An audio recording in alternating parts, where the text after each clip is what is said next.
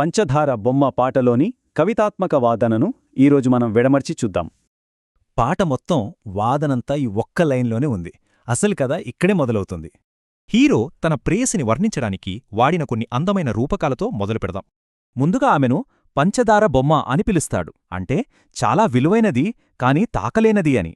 ఈ పోలిక కూడా అదే చెబుతోంది. దూరం నుంచి చూడాలి కాని దక్కించుకోలేని ఓ ఆదర్శంలాంటిది. కాని ఈ ఆరాధనకు ప్రకృతి నుంచి గట్టి హెచ్చరికలొస్తాయి. అవేంటో చూద్దాం. పువ్వును అందుకుందామంటే దాని చుట్టూ ముళ్ళున్నాయని హెచ్చరిక, సింపుల్గా దూరంగా ఉండమని. ఇక తీగను తాకాలనుకుంటే హెచ్చరిక ఇంకా పెద్దదయింది. ఏకంగా పెనుతుఫాను వస్తుందని భయం. ఇక్కడే హీరో తెలివిగా వాదిస్తాడు. ఈ హెచ్చరికలనే తన ప్రేమకు సాక్ష్యంగా మార్చుకుంటాడు. నువ్వు తెచ్చే ప్రళయాన్నైనా సరే నేను వరంగానే స్వీకరిస్తాను అంటాడు. చూడండి ఎంత బలంగా ఉందో. అంతేకాదు, గాలి, నేల, వెలుగు, చినుకు ఇవన్నీ ఆమెను తాకుతున్నాయని గుర్తుచేస్తాడు. మరి నాపై మాత్రమే ఈ పక్షపాతమెందుకు? ఇదే అతని వాదనకు గుండెకాయలాంటిది.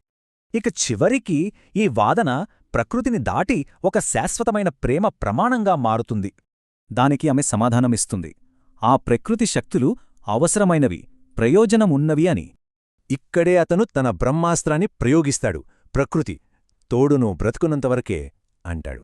కాని నా ప్రేమ అలా కాదు, నీతో పాటు నీ చితిలో కూడా తోడుంటాను అని మాటిస్తాడు.